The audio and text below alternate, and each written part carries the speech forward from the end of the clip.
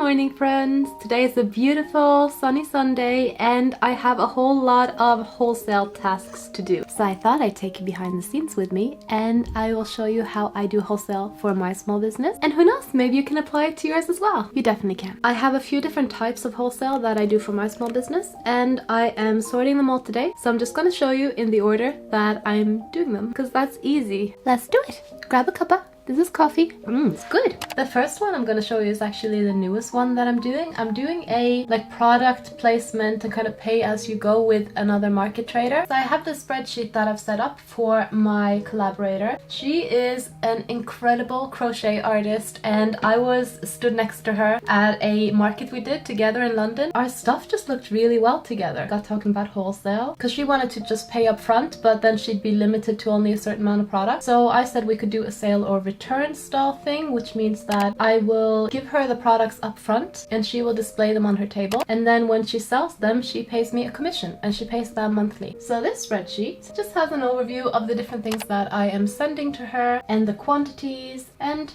yeah, there's just a report of how much is sold. She needs to fill that in and then calculate how much she needs to pay me at the end of the month. This is not too different from sale or return with brick and mortar stores, which we're going to cover later, but it's my first time doing it with an independent market trader and that's really exciting to me. These are the cards. So her company is called PsalmsTeddies and we made collaboration business cards where you got her logo at the top because it's her business and she's selling them at a market where she wants people to remember her for next time. And then at the bottom we got designed by Evie Benita and I've added my Instagram handle. It was my suggestion to keep mine smaller because I want people who come back to those specific markets to be able to know exactly which booth they're going to. I'm not gonna have an Evie Benita booth at these different events, but she will have a PsalmsTeddies. So it's important that they know that is the business that they need to go to in order to get these products. I don't do this with brick and mortar stores. I feel like when people go to brick and mortar stores, they're looking for all kinds of different brands and they want that variety. So brick and mortar stores will often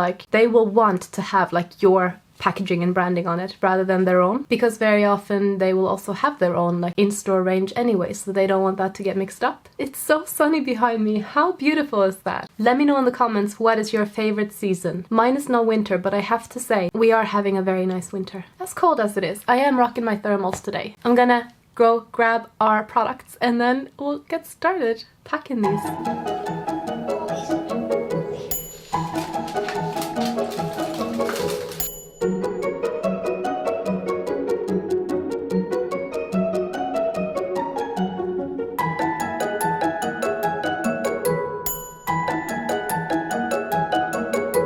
Got everything selected, but she just messaged and asked if she could come an hour earlier to pick it up.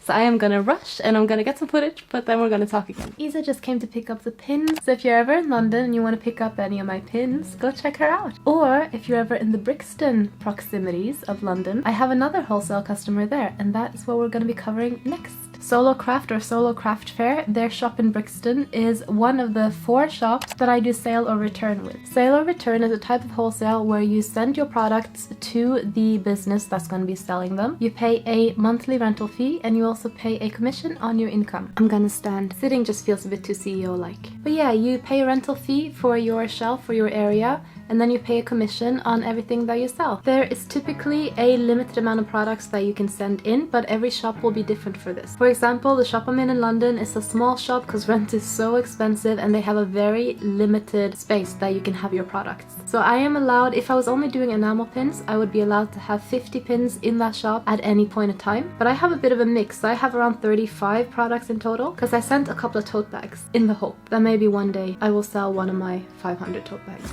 The rental price that you pay per shop varies significantly depending on who runs the shop, what area, what type of rent they're paying, how many stockists they can fit, and they usually they try to keep it fair, but they also have to pay their rent and pay their staff. Solo Craft Faire, for example, I pay around £90 per month, which is $280 for my 3-month contract. And if you can see, here are my sales from December, around £112 or something, which seems like a lot of money, but then if you think that December is kind of the busiest month and and I made right under half of what my rent is for the full period. So it's difficult because I have the type of products that are small but they're cheap, so you have to sell quite a few of them in order to make that rent back. And that is a big point that I wanted to highlight with the type of sale or return shops that you can go into. Make sure you do your research and work out if this type of shop is a place where your target audience would go to go shopping. But then I'm in 3 other shops in 3 different parts of the UK, and I don't think I can say yet because they haven't revealed it. All different places, and each place charges between £30 and £50 per month. So significantly lower than the £90 I pay in central London. But that is just how rates are. It's not, I can fully understand that £90 is the rent that you pay. By the way, just because I didn't make a ton of sales with Solo Craft Faire doesn't mean that you can. If you are a handmade business, if you do ceramic, if you do handmade jewelry like clay jewelry, have a look at it because it could very much be up your street. My location in London is the only one that has a very strict product restriction. The other ones that I'm going into are a bit more loose. They're kind of open to trying different things, but I am responsible for the shipping fees to get the products to them and back. Let's touch on the commission a little bit. So in London I pay quite a high monthly rent, but my commission percentage is lower. So I only pay around, I think it's 15%, whereas in the shop where I'm paying £30 a month, I'm also paying a 40% commission. I prefer the low monthly rent and then a higher commission. Having said that, if you are, say, a ceramicist and you might be making big sculptures or tea sets and selling them for £300 or £400, you might not be entirely comfortable paying that 40% commission, which is totally understandable. My products are not mass manufactured, but they are small batch manufactured. I don't have to feel like I'm giving away 40% of my time when I'm paying that commission. I'm just taking a lower profit margin for the work I would have done anyway. Summary, sale or return. Pros are that you get to try out the different types of product that you think will do really well in this particular shop. You get to work closely with the store owners. Another pro is that I feel, for me, it's very rare that I don't make the rental fee back. And personally, I would much rather invest that money into a sale or return rental fee rather than, say, spending it on the market stall, because at least then I don't have to go there in person. It is the harsh truth. Some cons of sale or return is that you do have to pay the rental fee, and that is a non-refundable thing. I can't imagine anyone doing a non-refundable one, because obviously you're renting the space, someone else could be using that space, but you're in it. And there is the commission. I don't entirely see the commission as a con. It's just fair, I think, but it is worth taking into account. Now, for Solo Craft in Brixton, I need to restock my products because they are almost entirely sold out. New hot angle, check you out! What I learned from Solo Craft Faire is that my small sidekick enamel pins do better, but also my family pin sets did quite well. So I'm gonna pick some items that I'm gonna restock at their shop, and then I'm gonna show you how both Solo and also a few of the other shops that I work with want you to label your products before you bring them to them. Not all shops want this. Some of them want their own systems, some don't.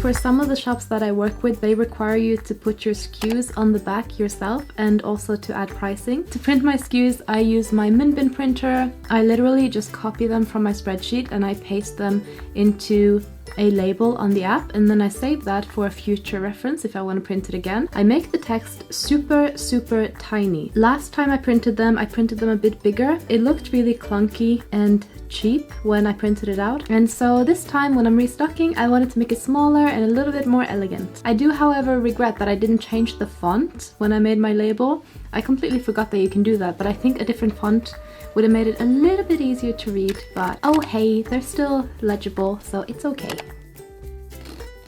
After printing my labels, I then used my Faire paper trimmer to cut them up. You can use any paper trimmer. I like Faire because their blades last really long and they have better measurement lines than some of the other ones that I've tried. Then, once I've cut them up, I just stick them onto the cards and I pop the pins in the box. I'm actually taking these down to the store myself because I am relatively close to London. I need to collect some older inventory, like I had some Christmas things and stuff there. There's no point of keeping that there in January and February, so I'm gonna collect that. I also had a look at the different things that have been selling well and the things that haven't been selling at all. My sidekick pins are selling really great and none of the other things are really selling. I think I sold 1 or 2 large pins. Since the rent is quite high, I'd rather just stock like the limited space that I have with the best selling items. It was worth trying them out because you never know what's going to do well when you try a new location. But now I know the sidekick pins do a lot better than my other things, which to be fair tends to be the norm. And it's another reason why my Sidekicks of the Earth Wildlife series is what I am predominantly focusing on in 2025. We got a sleepy boy here. Now that that's all taken care of, I'm gonna start working on my third wholesale customer of the day, and they are actually my first ever wholesale customer. If you attend anime conventions in the US, you might have already come across them. The company is called Geeky Endeavors. Shauna and her team, they work with independent artists and they pay artists a fair price for their product, and then they bring them along to conventions. So for me, I'm based in the UK, and so I don't attend US conventions. So it's an amazing opportunity for me to be able to have my products at these conventions, but without actually like me being there to sell. With Geeky Endeavors, I do a more traditional way of wholesale. They buy the products from me, they pay me up front, so essentially I am their supplier. I actually have a system in my online shop where you can register as a wholesale customer and your discount is just automatically applied. However, I tend to find that most of my clients tend to go onto my website, build up a cart, and then send me screenshots of what they want, and then I will invoice them. I honestly do not mind which way they want to pay. I'm happy to do it either way. And it's all about building that customer relationship with good customer service and just a friendly attitude. But say you want something easier. Say you don't want to set up invoices, you don't want to have to do the chatty back and forthy. Don't worry, there are marketplaces made exactly for this.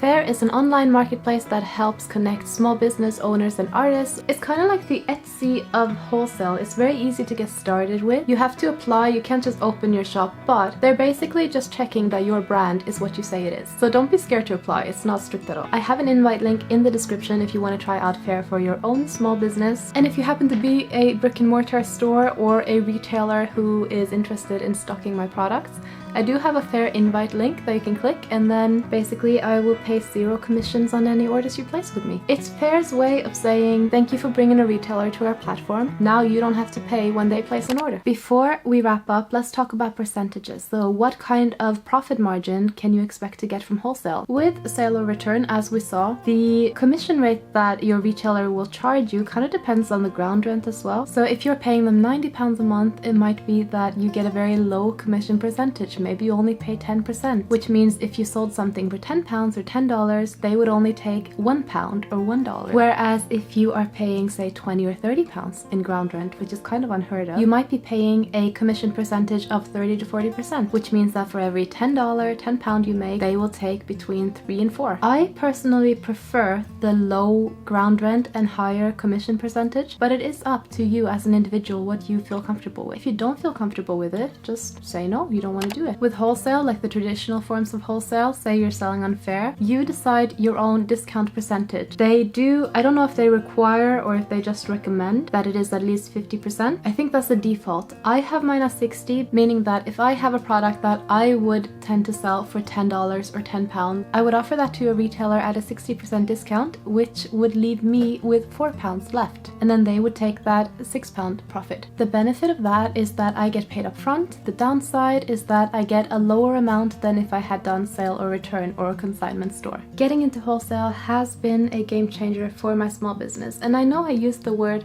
game changer a lot, but it's true. I mean, wholesale definitely elevated my small business. It helps me flip through inventory faster because I bring in quite a bit of stock. And another thing is that although I run a shop, I am not a salesperson. I love designing products, but I don't necessarily want to be the person who sells them. Sorry, I shook you. That is a big reason why I am focusing heavily on wholesale and gaining new stockists in 2025. And I am particularly interested in working with like small brick and mortar store, local shops, family run businesses. That does bring me to an important thing, which is make sure you stand by your values. Don't let anyone push you into selling your products at a price that is lower than what you're comfortable with. Likewise, don't feel like you have to sell to businesses that don't represent your values. Did I just spill coffee all over myself? Thank you so much for spending this very cozy Sunday with me. It was a very productive day, and I think it was because you were here, keeping me motivated. If you enjoyed this video, please subscribe to my channel, and I will see you next time. Bye, friends!